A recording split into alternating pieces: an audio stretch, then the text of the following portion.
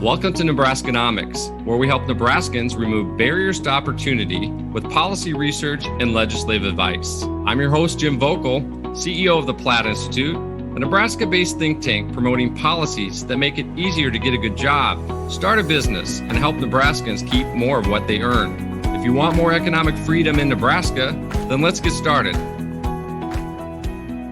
Nebraska is one of the country's top food-producing states. But until just a couple of years ago, Nebraska was behind the pack nationally for its laws encouraging small food-producing businesses. Nebraskans who wanted to sell baked goods or other shelf-stable foods made from home could only peddle their products at farmers markets. Kind of hard to do in a lot of Nebraska communities in the middle of winter, or if you don't have a local farmers market. But in 2019, the unicameral expanded Nebraska's cottage food law, allowing home-based producers to register with the Department of Agriculture and sell a wide selection of products year-round from home or even online. Best of all, unlike some states, there's no limit on how much Nebraska cottage food producers can earn with these micro businesses. My guest today is one of about 800 cottage food operators who have now registered with the state. Eli Vedral runs Kookaburra Cookies in Wahoo, Nebraska, and his business was recently front page news in the Omaha World Herald. Let's find out why. Eli, welcome to Nebraskanomics. Hi, thank you. Glad to be here. All right, let's dig in here. How did you find out about the opportunity to run a home-based cookie business, and how has the expanded law allowing online sales help Kookaburra Cookies?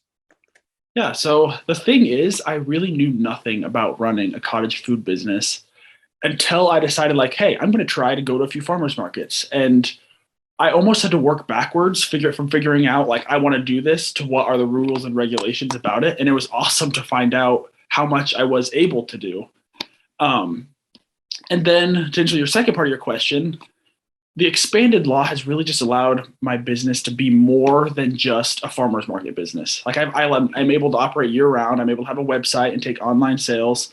So really just allowed me to be more than just like something you go to 4 hours a week during the summertime. So that has been amazing. Now, the kookaburra is an Australian bird that makes a very distinct sound, and the Kookaburra Cookies have a very distinct style of cookie called the strumble cookie. What is a strumble cookie, and where did you take your inspiration for your recipes? So strumble is my pride and joy, my life's work. Strumble is a riff on the streusel crumble topping that you find on muffins and cakes and breads, which is my favorite part. I took that element, that concept, upgraded it, and put it onto my favorite dessert, which are cookies, obviously. So each of my cookies has a strumble or streusel crumble-esque topping. I liked that you mentioned the kookaburra because it has a very distinct sound, and that was a conscious decision when naming strumble and picking a bird to like head my logo. I took the inspiration for my recipes from the semester that I spent in Australia. I lived and studied in downtown Sydney and was a student at the University of Sydney in Australia. And while I was there, my view of food and how I looked at food flipped upside down, right to left, all over the place. Because, I mean, there was just everything you could think of. Like some of the examples I give, like there was a restaurant dedicated to sushi cheeseburgers, like beef and cheese wrapped in rice and seaweed. Or there's one restaurant where they served banana and chili gelato. Like all these foods, I'm like, oh my gosh, these do not go together at all. These would never make it in like the US. But you realize like, it just kind of introduced the concept of food fusion to me and how you can take things that do not traditionally go together and really merge them. And so when I got back to the US, I kind of applied that food fusion mindset to foods that I loved, which was the streusel crumble topping that are on the best part of all muffins and my favorite dessert, like the chocolate chip cookie. All right, Eli, you and I share a couple things in common besides the fact that you like to make cookies and I love to eat them. We're both Creighton Blue Jays, and you're currently a student athlete at Creighton, which is often a serious time commitment. Is there any particular advantage to being a cottage food entrepreneur, given everything that's on your plate? Absolutely. So the funny thing is, I've actually looked at commercial locations while still being in school, but there's just been this kind of like subconscious part of the back of my brain that knows that if I take on a commercial location right now, that everything else is going to come to a halt, that I will always be there. I'll never work on homework again. I'll never want to go to practice again. And so I've kind of kept pushing that back.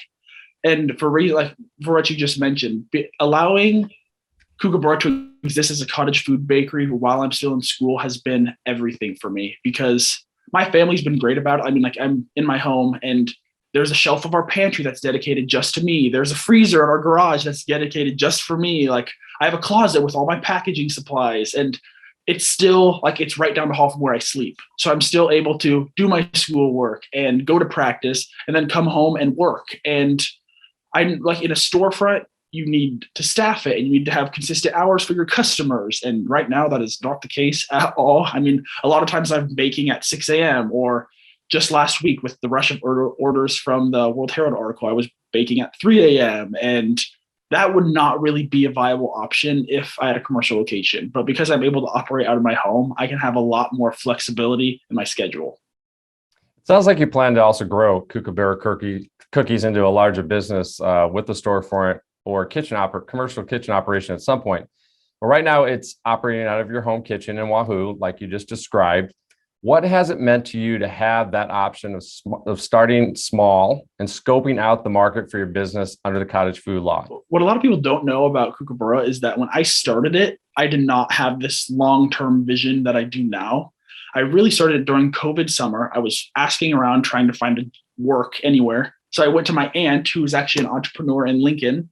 Her company's name is Bulu. And I was like, do you have an internship for me? Or do you have any like entrepreneur friends who would have an internship for me? And she was basically like, with this pandemic, there's not going to be a lot of options. Try to find something for yourself. And I took that to heart and I was like, okay, I'm going to take these next 2 months and create something for myself. And being a graphic design student, I was like, what's a project that I can take on that'll allow me to expand my graphic design portfolio for my real career? And I've always loved to bake. I've been baking since like elementary school. So in retrospect, it all kind of fits together. But at the moment, I was not thinking like this is going to be long term. I was like, I'm just going to do this for summer at the farmer's market, see where it takes me. But in doing that, I discovered my passion, and I figured out that with like this whole Strumble concept, that there might actually be a business here. If the cottage food laws weren't in place, I don't think I ever would have figured that out, because I would never have had the capital or the time to jump out of the nest, which finally Kookaburra jumping out of the nest. I would have never had the courage to jump that far out of the nest that soon. That makes sense. That's great. Great, and happy that this law is working out for you. So I sense an entrepreneur spirit in you. And as an entrepreneur, your mission is to make a profit, of course, by creating new solutions and added value for consumers like me who like to eat your cookies.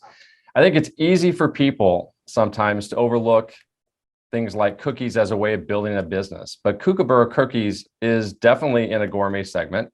Your cookies are individually wrapped. They weigh about 1/3 of a pound. And so naturally, they come at a higher price point than most cookies you'll find on the grocery store shelf. Do you have any sense at this stage of who your customer persona is, what makes them different than other people who buy cookies, and how you've been able to sell them your product? Yeah, so all of those are all like some of the hurdles of starting a bakery business. Is like, actually at the very start, I was like, how do I make sure people don't just look at my business like a high schooler's bake sale? Because, but so part of the area that I think that Kookaburra is different is, one, the Strumble. Like these cookies are not like cookies people have had before. Also because I just believe in like being creative in the kitchen, and like, even though I love chocolate chip cookies and oatmeal cookies, you don't find those on my menu. They're unique flavors that people haven't had before. On top of that, I pay a lot of attention to the experience of my cookies. If you look on my social media or my website, they all come individually wrapped. They all come in custom printed boxes. There's like crinkle cut paper to make it all like this experience of opening presents. And I just think that cookies, and I hope my cookies, can be more than just butter and sugar, is what I always say. Like, they're a moment in time. They're like a gift to your best friend or to your mom, or they're hopefully making someone's day. And so part of the way that I've tried to separate my business from just a teenager's bake sale is really emphasizing that packaging and that experience. Anything else you want to share about being an entrepreneur or the importance of the cottage food law and what that's meant to your business? Yeah, it's really, like I said earlier, it's just meant everything. It's allowed me a pathway to find my career that I'm not sure I would have been able to without it.